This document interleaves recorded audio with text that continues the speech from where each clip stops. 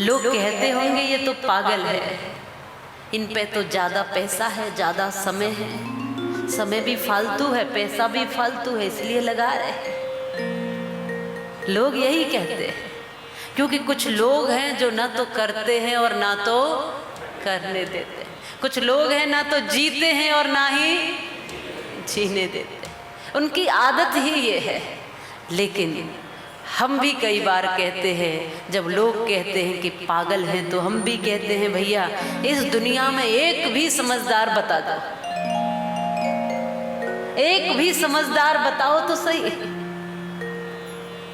पागल तो यहाँ सभी है, कोई पागल है धन दौलत का, कोई पागल बेटे नारी का, पर सच्चा पागल वो ही है जो पागल बांके बिहारी का।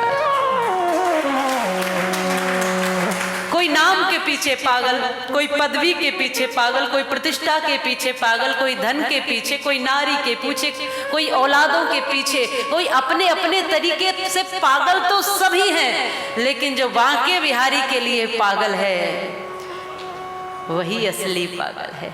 और फिर लोग कहते हैं पागल बनकर जियोगे, हम कहते हैं इन दिमागों में भरे खुशियों के लच्छे हैं और हमें तो पागल ही रहने दो, हम तो पागल ही अच्छे हैं। क्योंकि जो इस पागलपन में आनंद है वो समझदारी में है ही नहीं, वो ज्ञानी बनने में, ज्यादा चतुर और चालाक बनने में है ही नहीं। इसलिए जो चार बातें ब्रज के संत बताते हैं, जो मैं सदैव कहती हूँ कि जीवन में मिलावट, बनावट, सजावट और दिखावट नहीं होनी चाहिए। पागल इस दुनिया के लिए कौन होता है? जो यहाँ से काम नहीं करता, जिसका दिमाग न चलता हो, उसी को तो लोग पागल कहते हैं। इसमें बुद्धि नहीं है, इसमें दिमाग नहीं है। और सच बताएं तो प्रेमी भी यहाँ से नहीं चलता, पागल भी यहाँ से नहीं चलता और प्रेमी भी यहाँ से नहीं जीता। प्रेमी यहाँ से जीता है तो लोग उसको भी पागल कहते हैं, क्योंकि हृदय की यहाँ कोई कीमत नहीं है दुनिया वालों के पास। यहाँ तो चतुरों की दुनिया है, चालाकों की दुनिया है, होशियारों की दुनिया है, दिल वालों की दुनिया है ही नहीं। इसलिए दिल वाले जहाँ मिलते हैं वहाँ भक्ति प्रसंग अपने आप प्रकट हो जाता है। यहाँ बैठे हैं तो यहाँ प्रकट हो गया। जमाने की चलगत बड़ी ही निराली है, विचित्र है जमाने की चलगत। खुद भी दुखी हैं और उसी दुख में हमको भी डुबोना चाहते हैं।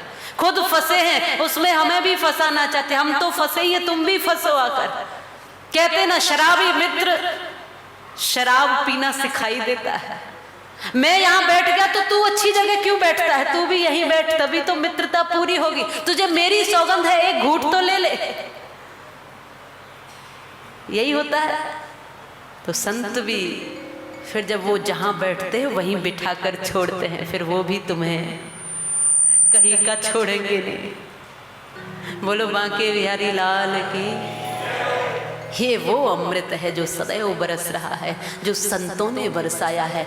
तो किसी ने पूछा कि ये भागवत कथा को आप अमृत कहते हैं, आप फल कहते हैं कि ये फल है, कैसा फल है? कि निगम कल्पतरोर्गलितं फलम सुखमुखाद मृत द्रवसंयुतम पिबत भागवतं रसमालयं मुहुरहो रसिका भुवि भावुका। ये फल है निगम कल्पतरोर गलितम फलम। ये वेदादि समस्त ग्रंथ शास्त्र और वेदों का ये निचोड़ है, ये रस है, ये अमृत है, ये फल है जो भागवत कथा है। तो कहा कि जब ये फल ऊपर से गिरा होगा और आप कहते हो पका हुआ फल है, तो क्या ये टूटा नहीं होगा, ये फूटा नहीं होगा? जब ऊपर से कोई फल गिरता है और पका हुआ फल है तो फूट जाएगा। तो ऐसे फल को क्या देते हो? तो संतों ने कहा ये फल यदि सीधा गिरता तो फूट भी जाता है, पर ये सीधा सीधा नहीं गिरा, ये तो एक एक करके आया है। ये तो नारायण का वो अमृत जो वहां से ब्रह्मा जी के तक चलकर आया, ब्रह्मा जी से फिर नारद जी तक, नारद जी से फिर व्यास जी तक, व्यास जी ने फिर इसको और नीचे किया, इसको फिर सुखदेव जी को दिया, सुखदेव जी ने और नीचे नीचे नीचे सूत जी, शौनकादि और फिर परीक्षित और विद्वान संत महापुरुष धीरे धीरे इसको उतार कर लेकर आ रहे हैं, एक एक करके लेकर आ रहे हैं और नीचे देते जा रहे हैं। ये सीधा गिरा नहीं, इसलिए यहाँ ये साबुत का साबुत है, ये कभी टूटता फूटता नहीं है, ये तो शुद्ध है, पवित्र है। फिर किसी ने, क्योंकि यहाँ तो बड़े बड़े तर्क शास्त्री होते हैं, बोले जिस फल की आप बात करते हो, आप कहते हो कि ये फल पका है, अच्छा है,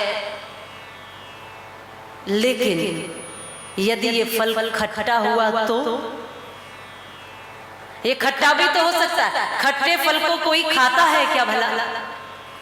कैसे खाएंगे यदि ये खट्टा निकल गया? भागवत कथा रूपी फल, निगम कल्पतरोर गलितम फलम, यदि ये खट्टा हुआ तो क्या करेंगे? हम ऐसे आपकी बात से नहीं मानते, प्रमाण से मानेंगे। तो कितना सुंदर प्रमाण संतों ने दिया है, सुख मुखाद अमृत द्रव संयुतम। हम किसी भी फल को मीठा कब मान लेते हैं? कोई तोता जिस फल में चोंच मार देता है, मुख मार देता है, हम निसंदेह हो जाते हैं ये फल मीठा ही होगा। तो ये भागवत रूपी फल में भी सुखदेव रूपी तोते ने चोंच मार दी है। सुख मुखाद द्रवमृत संयुतम, सुख कहते हैं तोते, और सुखदेव जी भी इसको अपने मुख से निःसृत कर रहे हैं। ये इसमें भी तो उन्हीं का मुख लगा है, तो ये खट्टा तो हो ही नहीं सकता। ये टूटा भी फल नहीं है, ये खट्टा भी नहीं है, और ऐसा भी नहीं है कि जिसमें कोई गुठली और छिलका हो। रसिका भुवि भावुका, आओ, संतों ने कहा ये रसिकों और भावुकों के लिए, इसलिए इसको खूब जी भर के पियो। तो लोगों ने कहा कि आपने दो ही व्यक्तियों को चुना है इस फल के लिए, एक रसिक को और एक भावुक को, बाकी लोगों को क्यों नहीं चुना? तो संतों ने कहा कि जिसको प्यास होगी वही तो पी सकेगा। प्यास है ही नहीं तो कैसे? प्याऊ लगा दो, बड़ी सुंदर प्याऊ है, प्यास ही नहीं है तो किस? ये अमृत भी अमृत नहीं रह जाता। उदाहरण के लिए प्याऊ लगी है, प्यास नहीं है, तो तमाम सवाल पूछोगे, ये प्याऊ ये कहाँ से जल भरा, कैसे जल भरा, ठंडा है, साफ है, शुद्ध है, कैसा नहीं है। और यही कहीं रेगिस्तान में फंस जाओ और दूर दूर से तक कोई पानी ना हो और प्यास से गला चटका जा रहा हो, और वहां कोई एकदम से आकर आपको कह दे कि पानी पियोगे, तो आप पूछोगे कि कैसा है, ठंडा है, कहाँ से? पहले एकदम झपटोगे, प्राण बचाओ। तो ये प्यास जिनको होगी उन्हीं को तो आह्वान किया जाएगा जिनको प्यास है। रसिका भुवि भावुका, आओ, रसिकों के लिए भी और भावुकों के लिए भी ये वो अमृत है कि जो रसिक पी सकते हैं और भावुक पी सकते हैं। जिनको प्यास नहीं है उनके लिए ये अमृत नहीं है। तो कहा ये कौन सा रस है? आम रस है कि कोई और रस है? बोले ये कोई और रस नहीं ना, आम रस, ये तो श्याम रस है। ये आम रस नहीं है, ये तो श्याम रस है, ये तो कृष्ण रस है, ये तो प्रभु के चरणों का अमृत है जो भावुक ही पी सकते हैं, रसिक ही पी सकते हैं, और वही इसका आनंद मना सकते हैं। ये वो अमृत है, सुख मुखाद द्रवमृत संयुतम पिबत भागवतम रसमालयम, रस का मुहुरहो रसिका भुवि भावुका। तो बड़ा सुंदर भाव है। आओ रसिक बनो, आओ प्रेमी बनो, और श्रीमद् भागवत कथा के उस सूत्रों को एक एक करके पहचानते चले जाओ। सूत जी ने शौनकाद ऋषियों को अमृत पिलाया है, नारद जी भक्ति ज्ञान वैराग्य को अमृत पिला रहे हैं, और यहाँ सुखदेव जी भी परीक्षित को ये अमृत पान कराएंगे।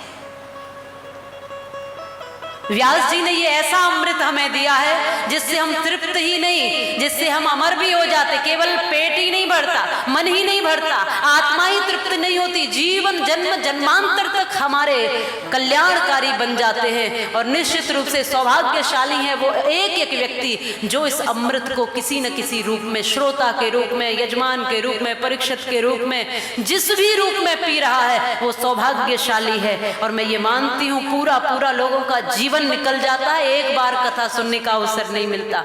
जीवन निकल जाता है, एक बार कथा करवाने का अवसर नहीं मिलता है। धन्य हैं आप सब धन्य हैं कि आपको ये सौभाग्य प्राप्त हुआ है, ये अमृत मिला है। इसलिए आओ इस अमृत को पीने से पहले इस प्रेम में डूबते चले जाएं।